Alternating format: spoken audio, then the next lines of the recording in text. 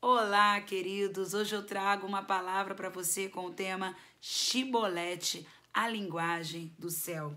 Juízes capítulo 12, versículos 5 e 6, a Bíblia diz assim: Porém os gileaditas tomaram os vales do Jordão que conduzem a Efraim, de sorte que quando qualquer fugitivo de Efraim dizia, quero passar, então os homens de Gileade lhe perguntavam, és tu efraimita? Se respondia não, então lhe tornavam, dize pois, Shibolete. Quando dizia Sibolete, não podendo exprimir bem a palavra. Então pegavam dele e o matavam nos vales do Jordão. E caíram de Efraim naquele tempo 42.000. Bom, essa história ela tem muitos ensinamentos para nós, mas o principal é você entender qual é a linguagem do céu. Você sabe que o cristão, ele tem uma linguagem própria. E qual é a linguagem própria do cristão? Tudo aquilo que está na Bíblia Sagrada, que é a nossa regra de fé, o nosso manual de vida.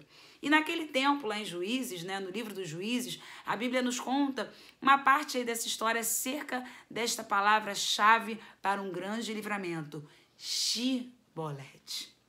Shibolete é linguagem de crente. Sibolete é linguagem de efraimita. Quem eram os efraimitas? Para você entender, deixa eu fazer um apanhado dessa história.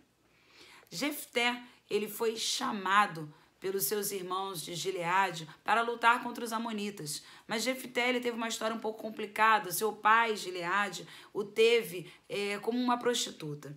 E depois de um tempo, os irmãos de Jefté, filhos de Gileade, mas com outra mãe, com a esposa de Gileade, eles começaram a dizer para Jefté, olha, aparta-te de nós, você não é bem-vindo aqui no meio da nossa família, vai embora daqui, você é filho de prostituta. E aí Jefté precisou se apartar porque ele foi expulso. Mas o que acontece com essa história, né? Chegou um momento em que os gileaditas, eles se encontravam em aperto, diz a Bíblia em Juízes capítulo 11, Juízes capítulo 11, no versículo 7 diz assim, Porém, Jefté disse aos anciãos de Gileade, porventura não me aborrecestes a mim e não me expulsastes da casa de meu pai? Por que, pois, vindes a mim agora quando estás em aperto?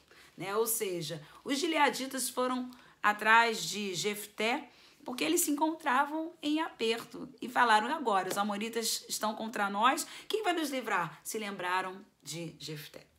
Eu sei que às vezes as pessoas só lembram de nós quando estão em aperto. E que bom, isso significa que você é valente, porque Juízes capítulo 11, versículo 1 diz que Jefté era um homem valente, porém filho de prostituta.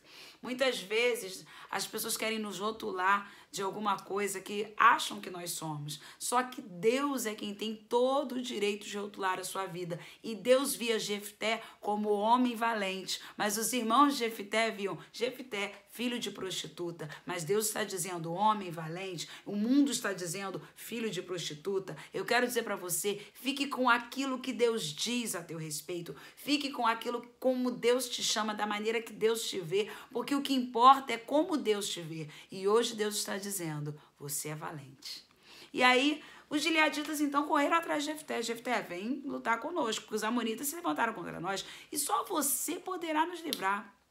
Jefté olhou bem para eles, agora que vocês estão em aperto, Juízes 11, 7, vocês me procuram, mas tudo bem, eu vou lá. Só que tem uma condição, eu só volto se for chefe sobre vocês, se eu for cabeça sobre Gileade. E aí ele voltou, venceu os amonitas, ele fez aquele voto famoso, Senhor, se eu vencer essa batalha, o primeiro que aparecer na porta da minha casa, eu entregarei a ti como oferta agradável. E a primeira pessoa que aparece é a sua filha, e detalhe, sua única filha.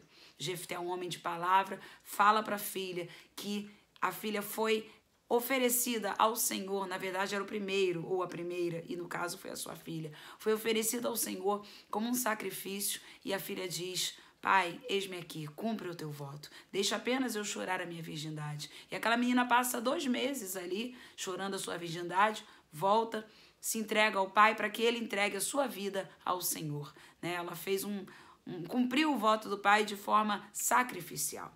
E aí Jefté provavelmente ainda estava chorando o sofrimento da perda daquela filha, quando de repente aparece a tribo de Efraim dizendo para ele, ei Jefté, tô sabendo que você venceu aí os amonitas, mas você não chamou a gente para essa guerra. E Jefté se assusta e fala, eu chamei sim. Aí eu já estou em Juízes, capítulo 12. Eu chamei vocês, vocês é que não me atenderam. E outra coisa, eu arrisquei, foi a minha vida, não foi a vida de vocês. Sabe o que os efraimitas falaram para Jefté? Olha, Jefté, eu quero dizer uma coisa para você. A gente vai queimar você com a tua casa dentro. A gente vai queimar a tua casa com você dentro. Consertei e ficou melhor, né? A gente vai queimar você dentro da sua casa. Tudo aquilo que estiver dentro da sua casa vai ser queimado. Jefté olha para eles e fala, então a gente vai guerrear contra vocês. Que triste, né, irmãos? Tribo guerreando contra tribo, irmãos que servem ao mesmo Deus guerreando, não muito diferente dos dias de hoje. E aí o que acontece? Deus é tão tremendo que honra, mais uma vez, a vida de Jefté. Porque quem gosta de ter rótulo dizendo, esse milagre veio através da minha vida, do meu ministério, foi através de mim. Nós precisamos entender que estamos aqui para glorificar o nome do Senhor. E quem faz tudo é Ele. Mas Efraimita gosta de chamar a atenção. E aí foi atrás de Jefté para poder tirar satisfação desta guerra que eles acharam que não tinham sido convocados. Mas todos nós estamos convocados para uma guerra que já está acontecendo, que é a guerra espiritual.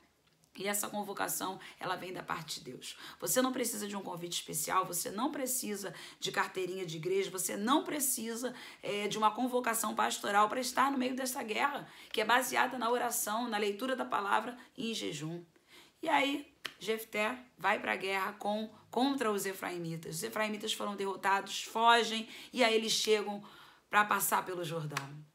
Passando pelo Jordão, eles falaram, quem foi efraimita, vocês matam. E eles pensaram, a gente vai enganar eles. Se perguntarem, vocês são de Efraim? A gente vai dizer, não somos e não seremos mortos.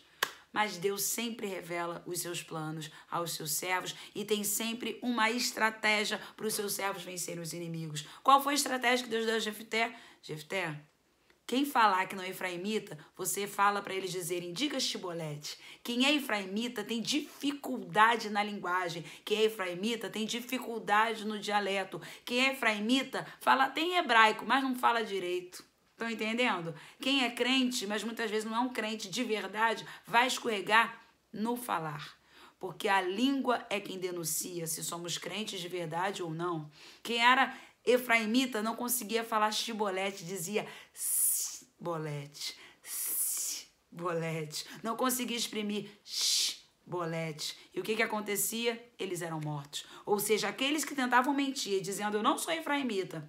Não é? Dize, pois, Shibolete. Ok, isso é muito fácil. Sibolete. E eles eram descobertos e eram mortos porque a nossa língua denuncia quem nós somos. É o que falamos que denuncia, o que falamos e como falamos que denuncia quem somos, de onde viemos e para onde vamos. Quem você é, de onde você veio e para onde você vai.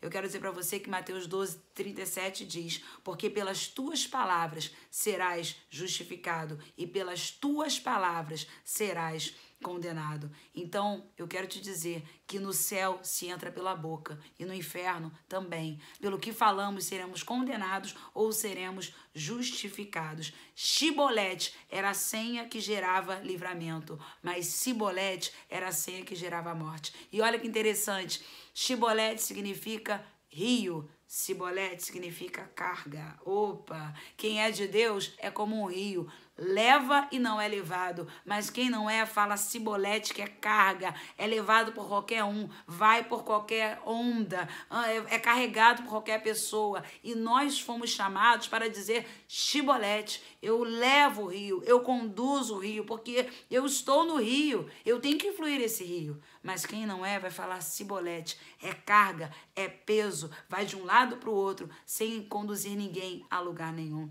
É interessante como o Senhor está nos convocando a ter a nossa linguagem, a nossa boca tratada, a fazermos, como diz o Salmo 141, versículo 3, pedir ao Senhor, põe guarda na minha boca, Senhor, vigia a porta dos meus lábios. Davi pede isso ao Senhor porque ele já sabia o perigo que é uma boca pesada e uma linguagem mundana. Peço ao Senhor hoje para você dizer a senha do livramento, Shibolete, e poder passar o Jordão e não passar pela morte. Eu quero dizer para você que você precisa falar a linguagem do céu, porque é lá que nós vamos morar. Amém? Que Deus te abençoe, que você peça ao Senhor hoje que Ele vigie a porta dos seus lábios para que você tenha livramento de morte e que você viva essa vida com Jesus. Que Deus te abençoe.